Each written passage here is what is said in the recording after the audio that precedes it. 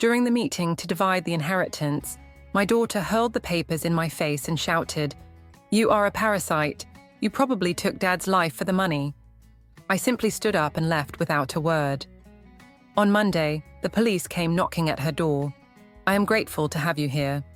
Follow my story to the very end and leave a comment with the city you are watching from so I can understand how far my story has traveled."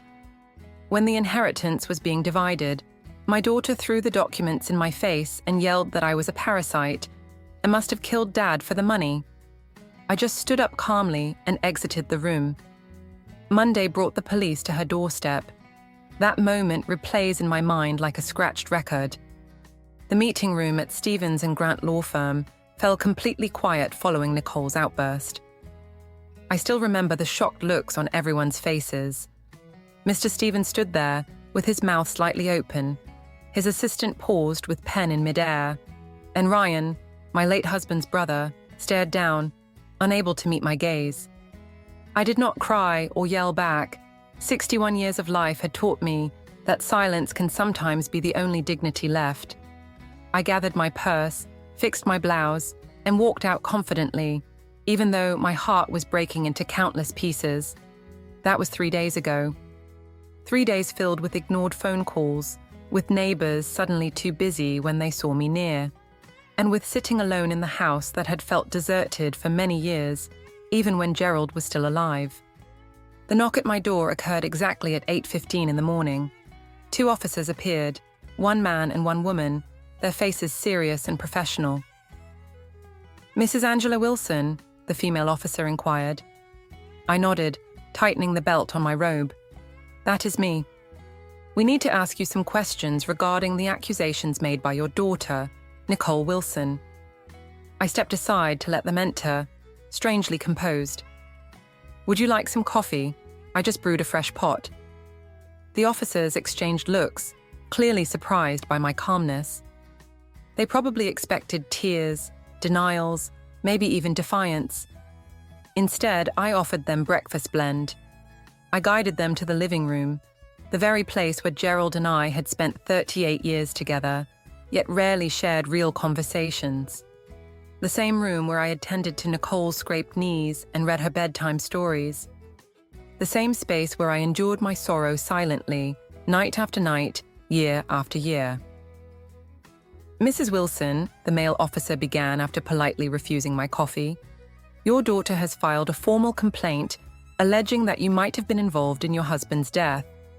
She suggests you stood to gain financially and had expressed," he glanced at his notes, "anger and hostility towards Mr. Wilson in the months leading up to his death." A sad smile appeared on my lips. "Did she inform you that her father had pancreatic cancer?" "Stage 4. The doctors gave him 3 months. He survived 5. The female officer's expression softened just a bit. "Yes, we do have the medical records. But Ms. Wilson insists there were discrepancies with his medication." I did not react right away. Instead, I reached for a photo album resting on the coffee table and flipped it open to a picture from Nicole's 5th birthday. There she was, smiling brightly at the camera, missing her 2 front teeth, with Gerald and me standing proudly behind her. A perfect family snapshot. "Daughter," I said at last, my tone calm, "has always perceived what she wanted to believe. When she was young, she viewed her father as a hero. During her teenage years, she saw him as her guardian. Now, as an adult, she struggles to accept him as a mere human being, with flaws, complexities, and moments of harshness." The officers waited silently, sensing more was to come. "I did not kill my husband, officers. I cared for him until his very last breath. I changed his sheets when he lost control over his bodily functions. I crushed his medication into applesauce when swallowing became impossible for him. I read aloud from his favorite books when his eyes grew too weak to follow the text. The photo album was closed by me, and all this happened while he cursed me, told me I was incompetent, and complained about me to our daughter, just as he had done throughout most of our marriage." The female officer's pen hesitated above her notepad. "Mrs. Wilson, are you implying your husband mistreated you?" The word lingered heavily in the room. mistreatment. After countless years of carefully sidestepping the term, making excuses, and hiding the truth, hearing it uttered aloud felt profoundly surreal. I mean that my daughter never truly knew her father. Not really. I made certain of that. The officer remained for nearly 2 hours, asking in-depth questions about Gerald's last days, about our marriage, and about my connection with Nicole. I responded honestly, maybe for the very first time in my life. As they were leaving, the female officer hesitated at the doorway. "We will need to speak with your daughter again. Is there anything else you believe we should be aware of?" I thought about Nicole, about her anger and hurt, about the little girl who once looked at me with complete faith. My voice finally broke just a little bit. Just tell her I'm sorry I could not give her the father she deserved. After they departed, I sat alone in the living room, surrounded by memories and shadows. The grandfather clock in the hallway, Gerald's pride and joy, ticked loudly in the silence. In 24 hours, the secret I had hidden for decades would finally be revealed, and my daughter would have to confront the father she never truly knew. I never wanted Nicole to find out. That was the vow I made the day she was born. Her tiny hand curled around my finger, her eyes still shut to the world. I promised she would never see the darkness I endured. She would have the father I never had. Loving, supportive, kind. What a beautiful falsehood I had created for her. The day after the police visit, I found myself in the attic, surrounded by cardboard boxes marked in my neat handwriting. Handwriting, Christmas ornaments, Nicole's school assignments, tax documents, 1985, 1990. Yet I was searching for a particular box, one with no label, tucked away deep in the corner beneath the eaves, where Gerald would never think to look. My hands shook as I pulled it out, a layer of dust dusting my fingers. Inside were the items I could not face, but also could not bring myself to destroy. Hospital discharge papers with injury details that did not match the stories we had told. A small notebook where I had recorded dates and events in a code only I could understand. Photographs of bruises I had carefully concealed under long sleeves and high collars. And beneath everything, a sealed envelope addressed to Nicole, written on a night 15 years ago when Gerald's fury had been especially cruel. I had written it thinking I might not make it to morning, wanting my daughter to know the truth if the worst happened. But morning always arrived. I hid the letter away and kept up the facade. The doorbell rang, pulling me out of my memories. Looking through the peephole, I saw Detective Lisa Morales, the woman officer from yesterday, standing alone on my front porch. "I hope I am not disturbing you," she said as I opened the door. I had some follow-up questions and happened to be nearby. Her casual tone did not deceive me. "Detectives do not just happen to be in the neighborhood," I replied, but I invited her inside anyway, offering tea this time instead of coffee. We sat down at the kitchen table. The table was bathed in sunlight pouring through the windows, making the room appear deceptively bright. Mrs. Wilson began, her dark eyes carefully assessing me. "When we spoke yesterday, you mentioned wanting to shield your daughter from knowing her father. Could you tell me more about that?" I slowly stirred my tea, buying time. "Detective, have you ever loved someone so deeply that you would endure any pain to protect them?" She did not respond immediately, which showed me she grasped exactly what I meant. "My husband was complicated," I went on. "In public, he was polite, admired, a respected figure in the community. At home, he transformed completely. Abusive," she added softly, not as a question. I nodded, admitting it was still hard despite all these years. "Yes, but never to Nicole. I made sure of that. I became very skilled at sensing his moods, understanding what would anger him. I learned to place myself between them, absorbing his rage before it reached her."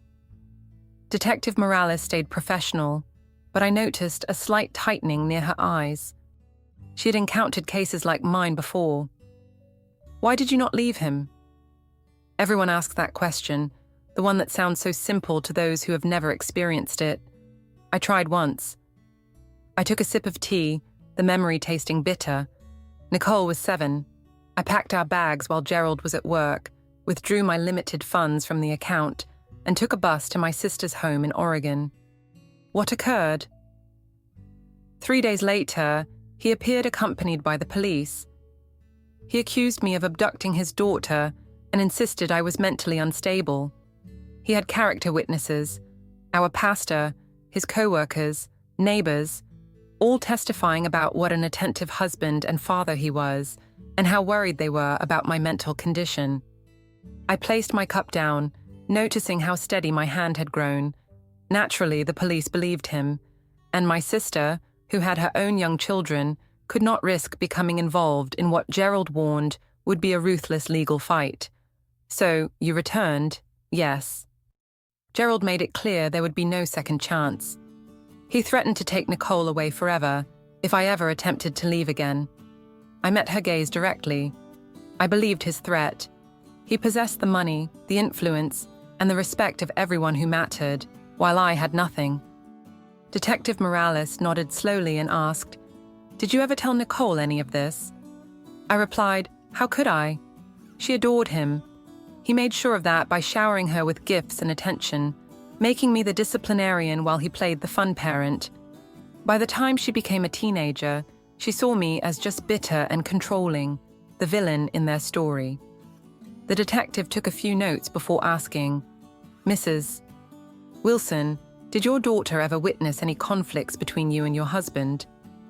She occasionally saw what came after, such as me with a split lip, claiming I had walked into a door, or a broken wrist I said was from slipping down the stairs. But Gerald was cautious. His darkest moments occurred only when Nicole was away. And now she believes you took his life. I chuckled, the noise hollow even to myself. Strange, isn't it? I devoted many years ensuring he stayed alive, managing his medications, driving him to medical visits, and searching for treatments, even while part of me longed for the freedom his passing would bring. Detective Morales remained silent for a moment. Then she said, "We discovered something noteworthy during our conversation with your daughter yesterday." She pulled out her phone, flicked through several screens, and set it on the table between us. "Do you recognize this?" Displayed was a photo of a handwritten note in Gerald's unique script. It read, "If anything happens to me, look closer at Angela Wilson. She is not who you think she is." My heart dropped. When did he write this? About 1 month before he passed away, according to Nicole, who found it hidden inside his Bible. Naturally, this was Gerald's final manipulation, his last gift. He could not bear the idea of me living free from his control, even once he was no longer here. "Detective," I said with steadiness I did not feel inside. My husband knew he was nearing death. He could not face losing control over the story any longer. This was his way to make sure I would never find peace even in his absence. She gazed at me for a long moment. "We are also investigating some financial irregularities in your late husband's assets. Large sums were withdrawn in the months leading up to his death. These accounts remain untraceable." This was completely new information to me. I had no clue about any of that. Gerald managed all our financial matters. "Angela Wilson seems convinced that you were concealing money, preparing for his passing." The irony nearly made me chuckle once more. "Detective, I have not had access to our bank accounts for 2 decades. Gerald provided me with a controlled household allowance. Every expense required receipts for verification. I observed her piecing this together, fitting it into the developing story." "There is one more detail," she said, her voice changing slightly. "Your daughter will come in for another interview tomorrow morning. Based on what you have shared, I believe it is time for some truths to be revealed." The fear that overwhelmed me was instant and deeply physical. "No, please. She cannot find out." "Mrs. Wilson," Detective Morales interrupted carefully, "your daughter has accused you of murder. The truth is your strongest defense at this point. After she left, I returned to the attic where I kept the box of secrets for many years." The envelope addressed to Nicole felt heavy in my hands. Sometimes protecting those we care about means allowing them to face painful realities. I never imagined it would come to this. I spent the night sitting in Gerald's old leather armchair, the envelope addressed to Nicole resting on my lap. I had read it so many times that the paper had softened at the folds. Every phrase was engraved in my memory, a history of suffering I had diligently hidden from everyone. Sleep would not come. Instead, my thoughts kept flashing through moments from our marriage like a dark, relentless slideshow. Gerald breaking plates because dinner was delayed by 5 minutes. Gerald's fingers pressing into my arm, leaving marks that would deepen into bruises by morning. Gerald's rehearsed apologies, always followed by chilling silence before the next inevitable outburst. The first light of dawn found me still awake, observing how the golden rays slowly spread across the living room floor. The very floor where I had once lain motionless after Gerald pushed me down the stairs. My ribs fractured, terrified to call for assistance because Nicole was having a sleepover with her friends. The doorbell chimed exactly at 9 in the morning. I recognized it would be Detective Morales even before opening the door. "You seem like you have not slept," she noted, her concern briefly breaking through her usual composed demeanor. I answered, "I've been getting ready," as I motioned to the box I had carried down from the attic, now resting on the coffee table. Detective Morales acknowledged with a nod, immediately grasping the situation. "Is that what I think it is?" she asked. "Evidence," I confirmed, 38 years worth. She took a seat opposite me, not quite prepared. "Mrs. Wilson, before we begin examining this, there is something important you should be aware of. We uncovered some findings concerning your husband's financial affairs." My pulse raced. "What sort of findings?" I questioned. "Your husband maintained a second bank account, one you never knew about." She paused, carefully observing my response. "For years, there were consistent deposits made into this account. Money. Funds were taken from your shared savings account. The overall sum is quite significant."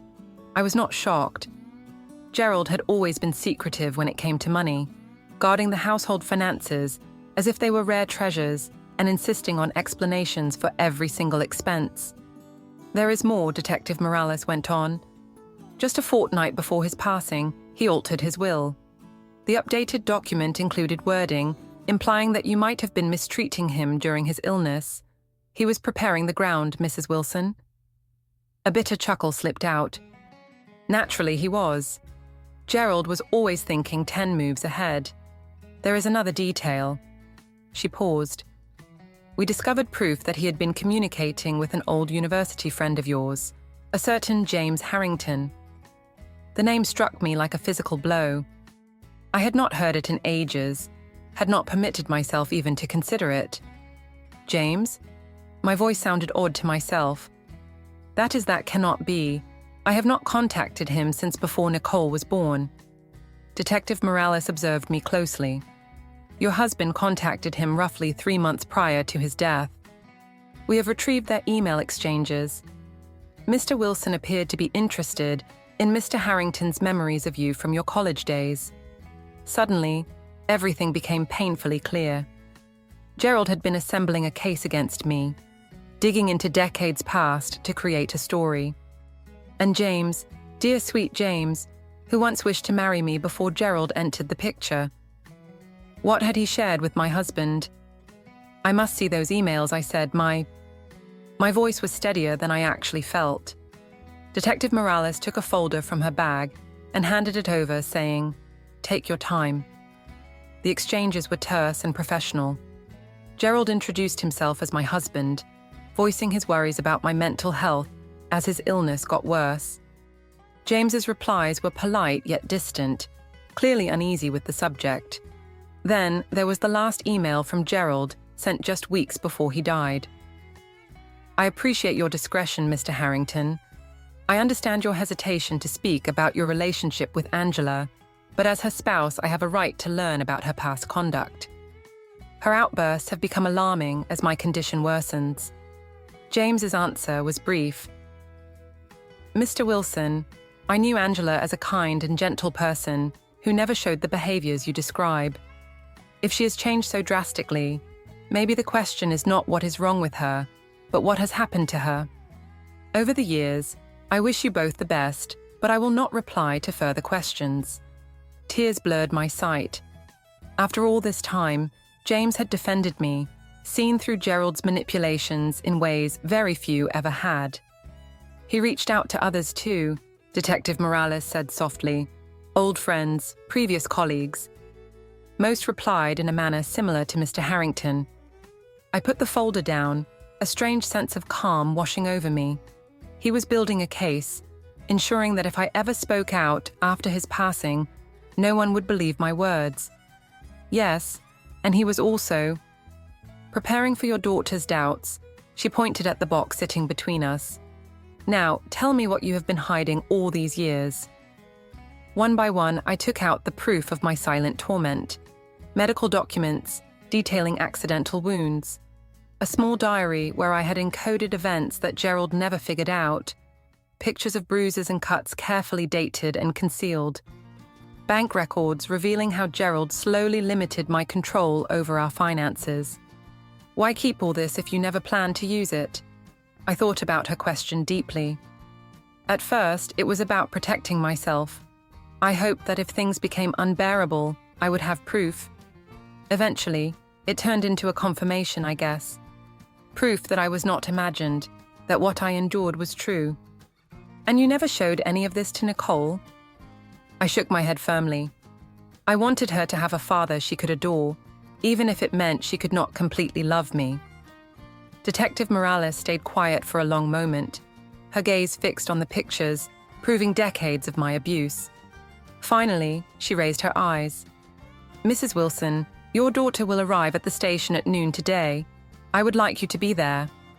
Fear tightened around my throat. I don't think that is a wise idea. It is time, Mrs. Wilson. The truth must come out, not only for your sake, but for hers as well. She pointed at the box again. May I take these items as evidence? I nodded. Letting go of my hidden collection felt like losing a part of myself, these secret relics. For a long time, they had been my sole witnesses. As Detective Morales carefully gathered the proof of my silent agony, she stopped and looked at me with sincere empathy. You protected your daughter for many years, Mrs. Wilson. Yet sometimes, the most profound act of love is letting someone confront the truth, no matter how harsh it may be.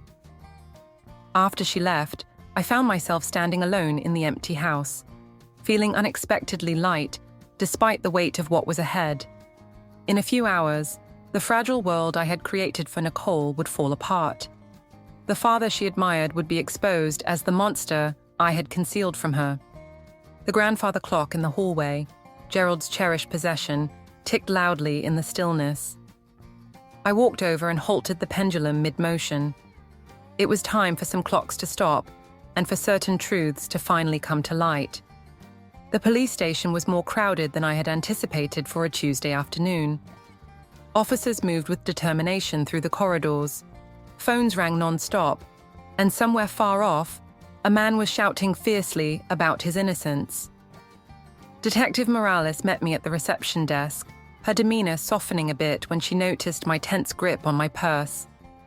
Mrs. Wilson, she said, her tone both professional and compassionate. Thank you for coming.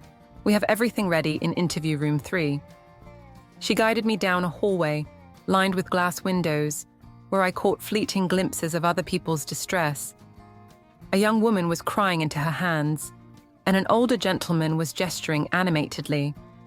Speaking animatedly to an officer, lives were disrupted and stories unfolded just like mine. Your daughter is already here, Detective Morales said as we stopped outside a door. She's been talking with my partner, Detective Rivera. My heart pounded hard within my chest. Does she know I am coming? I asked. Not yet. We thought it would be best this way. Best? As if anything about this ordeal could ever be considered better. The room was small, with a table in the middle and 4 chairs around it. A camera sat in the corner, its red light blinking as it recorded everything. Nicole sat with her back facing the door, her posture rigid and defensive. Even from behind, I could sense how tightly wound she was. Her shoulders were hunched and her head slightly lowered. She always carried tension the same way I did. Detective Rivera, a man with kind eyes and silver at the edges of his hair, looked up as we stepped inside. Nicole turned toward us, and the surprise on her face quickly shifted to anger. "What is she doing here?" she demanded, half rising from her seat. "I'm not talking to her." "Milson," Detective Rivera said gently, "please sit down. Your mother is here because we asked her to come." "Then I am leaving." Nicole grabbed her purse, but Detective Morales stepped to block the exit. "Miss Wilson, you are not under arrest, but I strongly recommend you stay. We have new information about your father's death and about your parents' marriage that you need to hear." Nicole's eyes flicked between the detectives, then settled on me. The intense anger in the room made my breath falter. "Whatever falsehood she has told you, Nicole," I cut in, my voice firmer than I felt inside. "Please just hear me out." Something in my tone seemed to touch her, because she gradually sank back into her chair, although her body remained tense as if ready to escape. I took the chair opposite her, placing my purse on the table between us as a barrier. Detective Morales sat beside me, while Detective Rivera stayed close to Nicole. "Angela Wilson," Detective Morales began, "we have conducted a thorough investigation into your accusations against your mother. During this process, we uncovered evidence that reveals a much different story about your parents' relationship than the one you've shared with us." Nicole's jaw clenched tightly. "What do you mean?" Detective Rivera set a folder down on the table. "Here are medical reports that document the injuries your mother suffered during her marriage to your father. Broken ribs, a fractured wrist, severe bruises consistent with physical abuse." He opened the folder to reveal photographs I had not seen in many years. Pictures of me with a black eye trying to smile despite the pain. Me with bruises shaped like fingerprints around my neck. Me with a split lip and a gash above my cheekbone that required 7 stitches. Nicole stared at the images, her face losing its color. "This cannot be true." "It is true, Nicole," I replied gently. "Your father was not the man you believed him to be." "No." She shook her head fiercely. "No, Dad would never. Never. He cared for us. He shielded us. He shielded you." I corrected softly because I knew it was true. Detective Morales pulled out another file. "We have also uncovered financial documents revealing that your father systematically isolated your mother from money. He controlled every account, kept strict watch over her expenses, and funneled large amounts into private accounts she could not reach. Most importantly," Detective Rivera added, "we discovered proof that your father was intentionally crafting a false story about your mother in the months leading to his death. He reached out to her former friends, past co-workers, even distant family members, attempting to build a case that she was unstable or abusive." Nicole's hand shook as she pushed the pictures aside. "I cannot believe this. My father was a good man. I told you," my voice faltering. "He was a good father to you because I made sure that happened. I took in the anger, the control, the cruelty, so you would never have to face it." Nicole gazed at me, truly seeing me perhaps for the first time in many years. "Why did you not tell me? Why did you not leave him?" "I tried once. When you were 7, I revealed our failed attempt to escape, about Gerald's threats to take you away from me. I couldn't lose you, Nicole. So I stayed, I endured it all, and I guaranteed you never witnessed the worst of him." Detective Morales set another folder on the desk. "Ms. Wilson, we also reviewed your father's medical records. There were no abnormalities in the hospice care. Your mother administered his medication exactly as instructed. The hospice nurses have verified this. We also consulted with Dr. Patel, who treated your father during his last months," Detective Rivera explained. "He confirmed that your father's death aligned with the natural course of his illness. There is absolutely no sign of foul play." Nicole sat still, staring at the pictures in front of her. I could sense her world falling apart, the flawless image of her father shattering under the weight of the truth. "Then why did he write that note?" she murmured. "Why did he warn me about you?" I replied, "Because he could not stand the idea of losing control. Even in death, he wanted to ensure I suffered, that you would never place your trust in me." Tears streamed down Nicole's cheeks. "All those times you had accidents, the time you tumbled down the stairs, when you burned your arm on the stove, none of those were accidents. And I blamed you," she whispered, horror emerging in her eyes. "When Dad got upset, I believed it was your fault. I thought you caused it. That was exactly what he wanted you to think." The silence that followed was heavy with years of secrets and deception. At last, Detective Morales spoke softly but with conviction. "Milson, after our investigation, we are closing your complaint against your mother. There is no evidence to back any accusation of wrongdoing on her part. In fact, the evidence clearly indicates that she suffered long-term domestic abuse." Nicole nodded silently, still fixated on the photographs. "We will give you both some privacy," Detective Rivera said, stepping back. "Take all the time you need." After the detectives departed, Nicole and I remained quiet. The harsh reality laid bare between us like an open wound. "Why didn't you hate me?" she asked softly, her voice barely audible. "All these years I sided with him. I believed his version. I treated you as if you deserved it." I completed her thought. "You were just a child, Nicole. You only knew what we allowed you to see." She lifted her gaze, tear-streaked and swollen eyes meeting mine. "I accused you of murder." "Yes, you did. How could you ever forgive me for that?" I reached out and grasped her hand, expecting her to pull away, but she did not. "I am not sure if forgiveness is what we need right now," I said honestly. "Maybe what we need is a fresh start, to discover each other without your father in the middle." Nicole's fingers gripped mine firmly. "I do not know how to begin." "Neither do I admitted, "but I want to try." Sitting there, hands joined across the table, where just days before accusations had been hurled, I sensed a change between us. Not forgiveness yet, but perhaps the start of understanding. Outside the interview room, life at the police station carried on, phones ringing, officers bustling about, and other crises unfolding. Within our confined space, time appeared to stand still as mother and daughter confronted one another amidst the ruins of a shared history and the delicate chance for a new beginning. The drive back from the police station remained quiet. Nicole sat silently in the passenger seat of my worn Buick, her gaze fixed outside as the suburban scenery passed by. I kept my focus on the road, fearing that catching her eye would break this fragile ceasefire.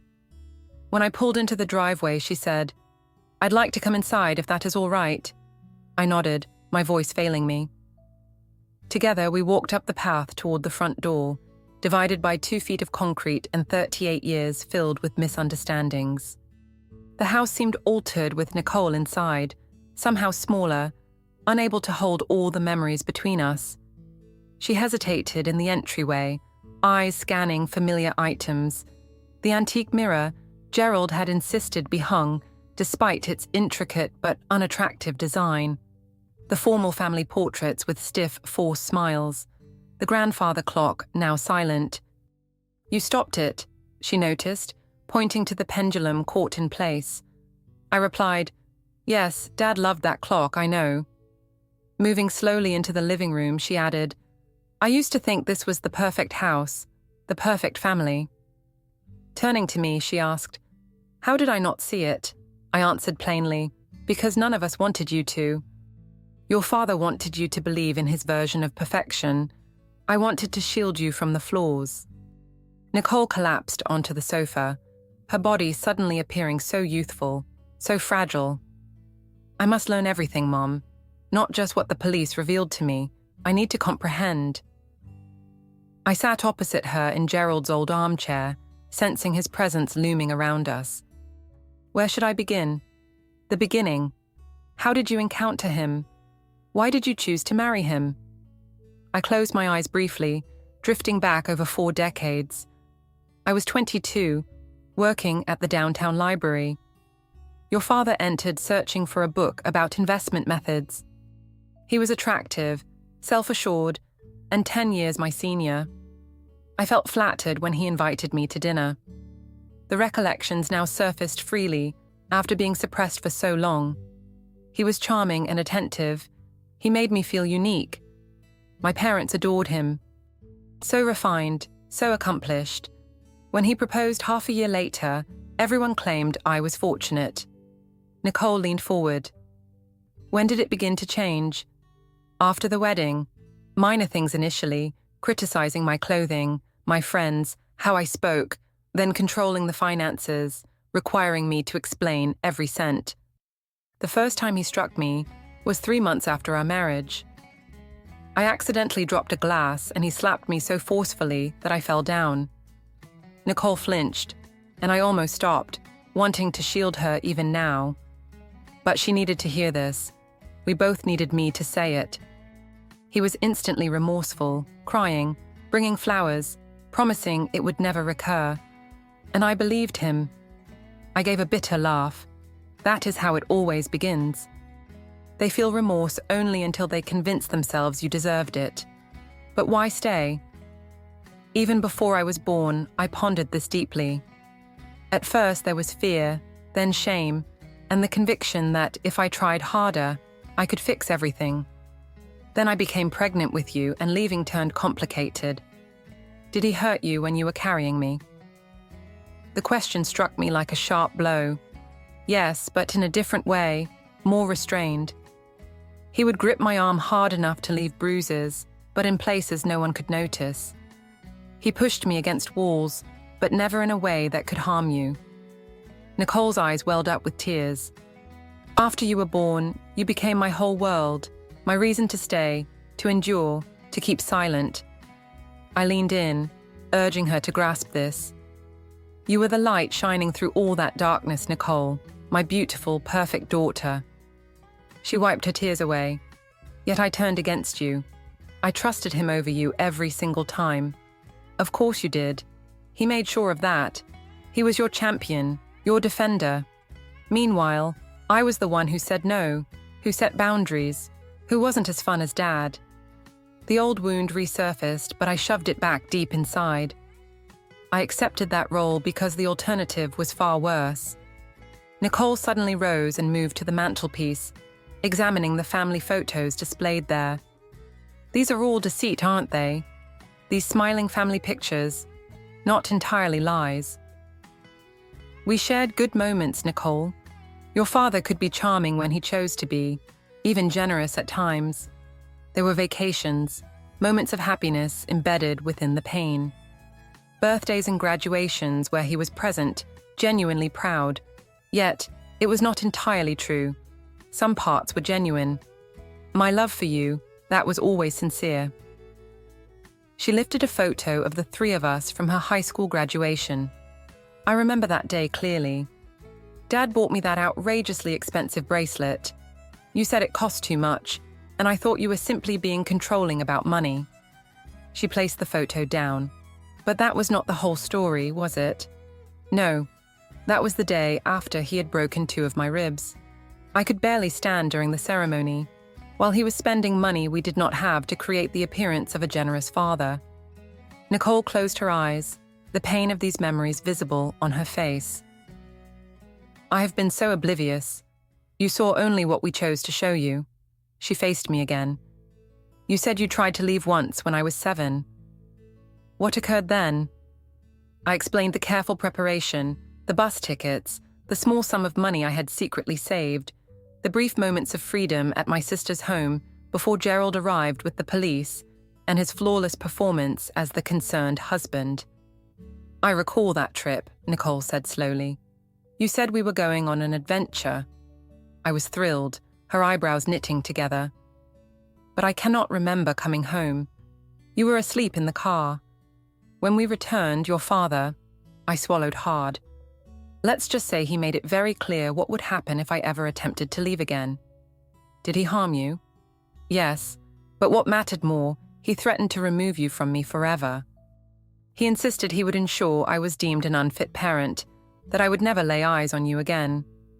The terror was instinctive, paralyzing. I believed every word. He had the wealth, the influence, the standing.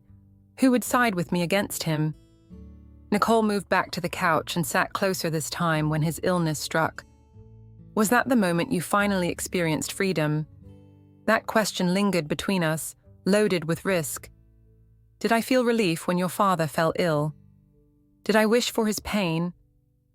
I had many emotions when your father became sick, I said cautiously. Relief was not among them. Mainly, I felt exhausted, utterly drained. But you cared for him nonetheless. Yes, despite all he had done to you. I met her gaze directly. I took those vows, Nicole. For better or worse, in sickness and in health, I honored them, even when he betrayed them. She glanced down at her fingers. And now here we stand. He is gone, and I accused you of causing his death. Here we are. I nodded quietly. I do not know how to repair this, Mom. I reached out for her hand and felt its warmth, its vitality. We begin here with honesty, by attempting to truly see each other for the first time. As the afternoon sunlight angled through the windows, Nicole and I sat side by side in a home marked by so much sorrow, embarking on the slow, arduous journey of uncovering 30 years of hidden truths. The clock remained still, yet a different kind of ticking arose between us, a cautious beat signaling a relationship being rebuilt from its ruins. Foundations can shift in 6 months, transforming everything or leaving nothing changed. For me, it altered the rhythm of my days, the sounds echoing through my home, and the way light played upon familiar corners. Right after our talk, Nicole arrived carrying a small suitcase. I want to stay a while, she expressed, her tone uncertain yet resolute. If that works for you. I nodded silently and led her to the guest room, which used to be hers, now emptied of teenage posters and keepsakes, painted a plain beige that Gerald had insisted on after she left for college. We could change the color, I suggested, noticing how she absorbed the cold atmosphere. Make it yours once more. She smiled faintly, a subtle, tentative curve of her lips, recalling her childhood expressions. She replied, I would like that. The first weeks felt uneasy. We both tread gently around each other, and the lingering presence of Gerald that filled every space. We settled into routines.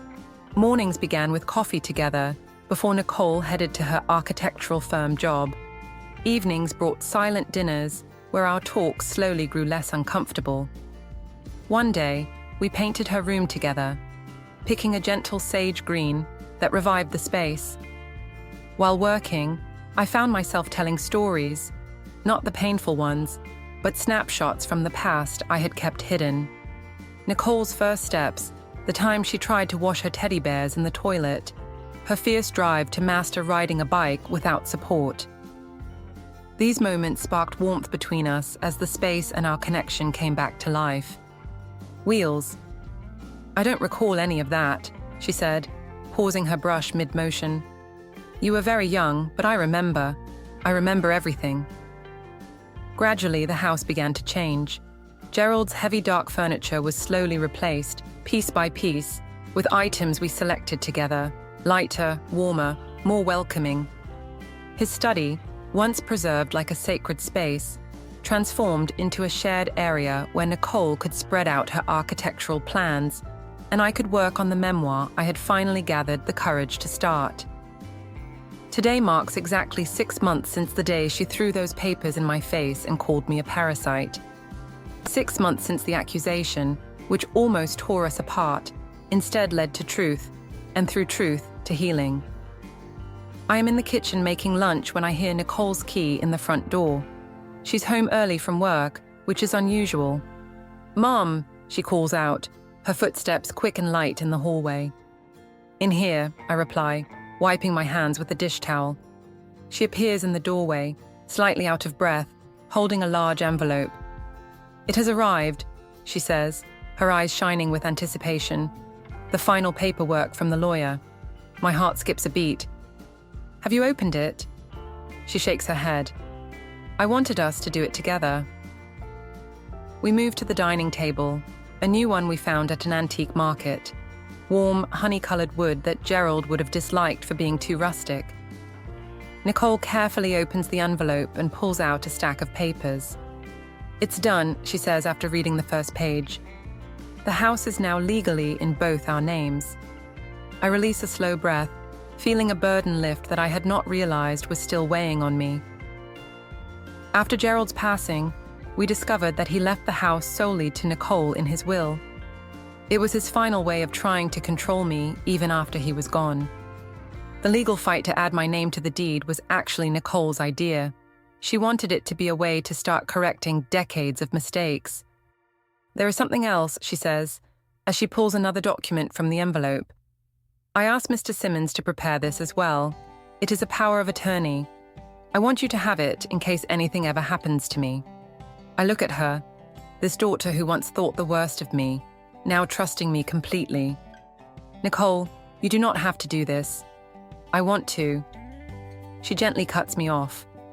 This means a lot to me.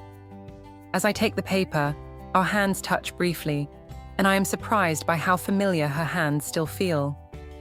The slight bend in her left pinky from a childhood injury, and the artist's callus on her middle finger that never fully disappeared after she moved from drawing to digital design. I simply say, "Thank you." She nods and reaches again into the envelope. One more thing. What she takes out next stops me cold. It is a small silver locket on a delicate chain, identical to the one Gerald gave me on our 5th anniversary. The same one he later tore from my neck during one of his violent fits, insisting I did not deserve such a fine gift. How did you find this? I ask, breathless. The jeweler's name was found in Dad's old documents. It was not difficult to order a copy. She hands it to me. Open it. With shaky hands, I carefully open the tiny silver heart.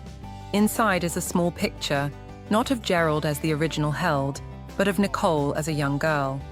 Her smile is broad and carefree, and next to it, a small inscription reads, "Truth heals." "Oh, Nicole," I murmur, tears clouding my sight. "I understand it does not change anything," she replies, her eyes shining with emotion.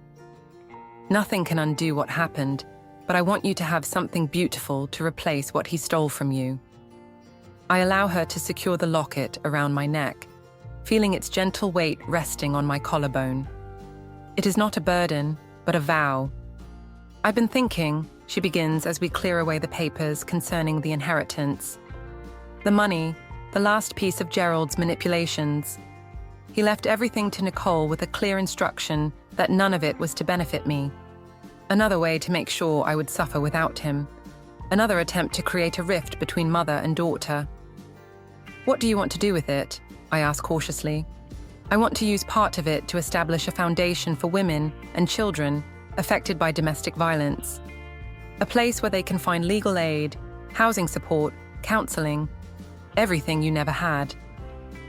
The simplicity and beauty of her idea leave me briefly without words. My daughter is taking her father's final act of control and turning it into something healing, something strong. "We might name it the Quiet Voices Foundation," she adds, honoring all the women who had to remain silent in order to endure. I think that fits perfectly. At last, I am able to handle it.